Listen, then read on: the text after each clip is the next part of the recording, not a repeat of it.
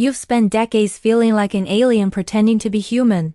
You masked your way through school, forced yourself to make eye contact, and learned to laugh at the right moments even when nothing made sense. You were told you're too sensitive, too dramatic, too much. But here's the truth nobody gave you: you weren't broken. You were just navigating a world designed for a different operating system.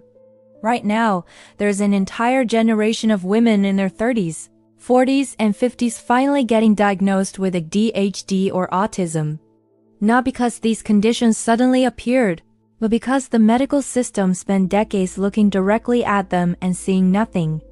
Today, we're breaking down why you were invisible for so long, the male prototype bias that built the diagnostic criteria, the exhausting cost of masking, and the specific signs that were mislabeled as character flaws instead of neurodivergence.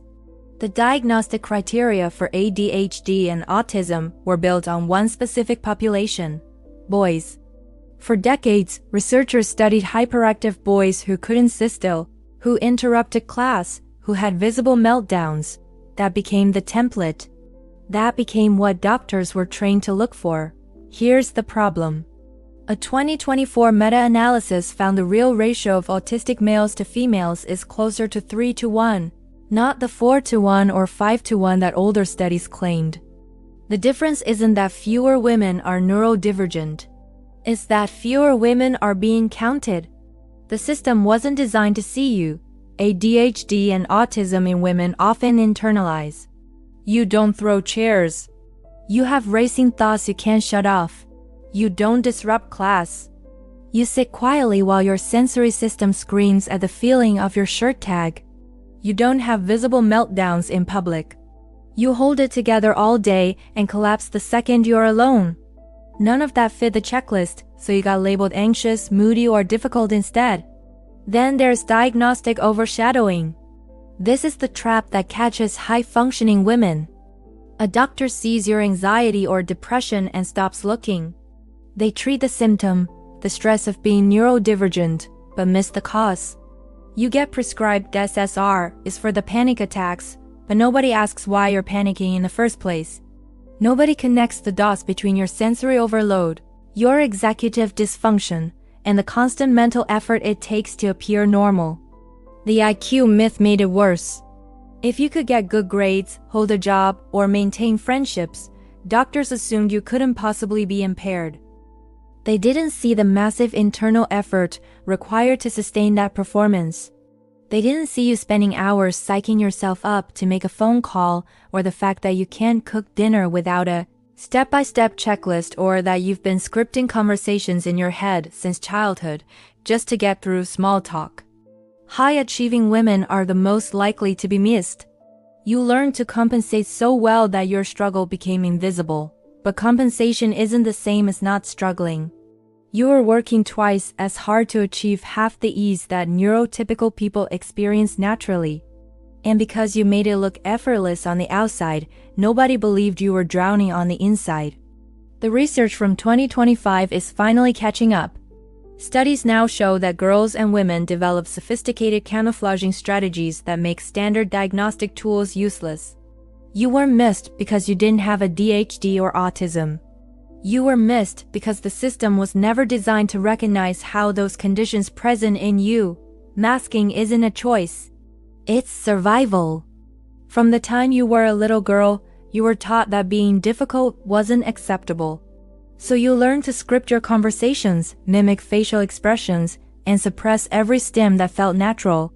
You became a social chameleon, studying other people like a foreign language you had to master just to exist in the world. This is why your teachers never saw it. You were the quiet girl, the perfectionist, the one who always had her homework done. Those traits are celebrated in girls.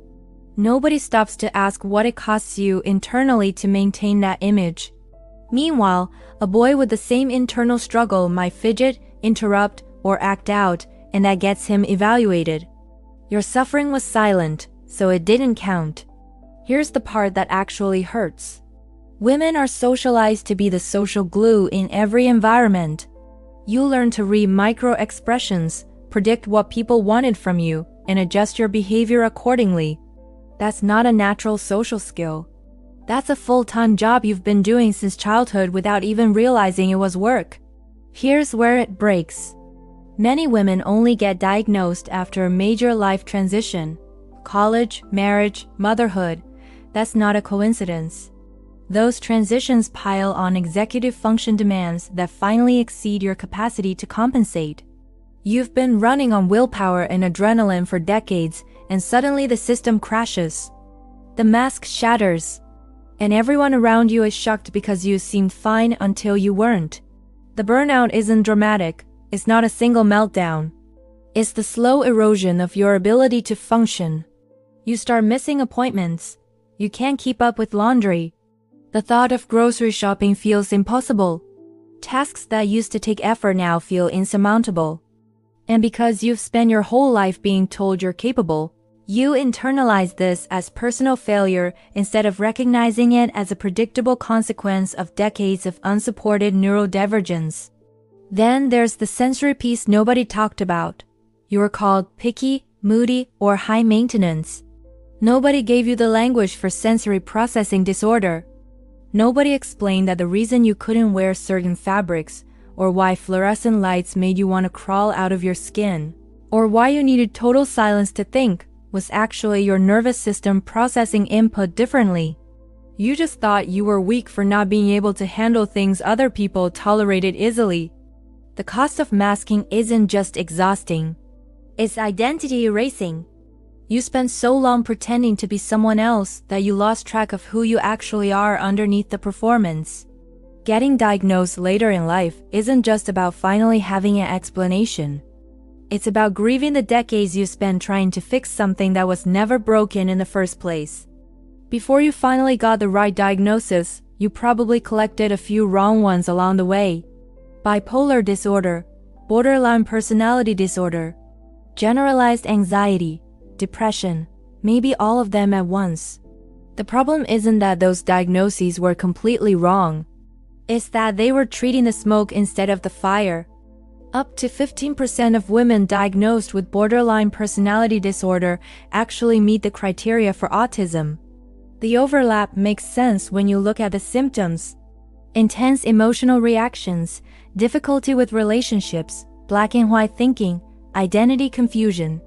Those show up in both conditions. But the treatment approach is completely different, and getting the wrong diagnosis means years of therapy that doesn't actually address what's happening in your brain. Then there's the hormonal piece that nobody talks about. You know that week before your period when your brain just stops working.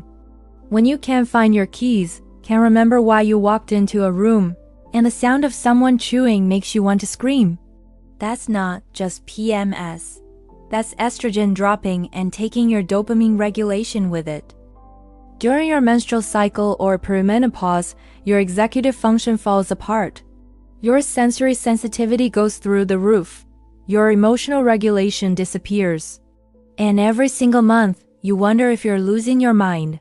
But instead of recognizing this as a predictable neurological response to hormonal fluctuation, doctors label it as PMDD or just hormonal. They prescribe birth control or antidepressants and send you on your way. The symptoms improve slightly because you're addressing the hormonal component, but the underlying neurodivergence remains untreated. You're still struggling, just with slightly better chemistry. The eating disorder connection is another massive red flag that gets missed. There's a high prevalence of neurodivergence in women with RFID or restrictive eating patterns. For many autistic women, food control is actually sensory control. When the world feels chaotic and overwhelming, restricting your diet to safe foods is a way to reduce variables. It's not about body image. It's about creating predictability in a system that feels constantly overstimulated. But because eating disorders in women are automatically assumed to be about weight or appearance, the sensory and control components get ignored. You end up in treatment programs focused on body image work when what you actually need is occupational therapy for sensory processing. Here's the one that does the most damage. Being told it's just anxiety for 20 years. Yes, you have anxiety. But that anxiety isn't the root problem. It's a logical response to spending decades in an environment that doesn't match how your brain works. You're anxious because you're constantly trying to predict and prevent a sensory overload, the social misunderstandings, the executive function failures that you don't have names for yet. Treating the anxiety without addressing the neurodivergence is like giving someone painkillers for a broken leg and calling it solved. The pain might dull, but the underlying injury never heals. You need the diagnosis that explains why your brain works differently, not just medication that numbs the consequences of that difference. You were never broken. You were just unsupported. The diagnosis isn't a life sentence. It's the first day of finally living as yourself. Being visible starts with you understanding your own brain. If any of this landed for you, drop a comment. Sometimes just knowing you're not the only one makes all the difference. And if you're ready to move past the diagnosis and into what actually helps, the next video breaks down the tools that changed everything.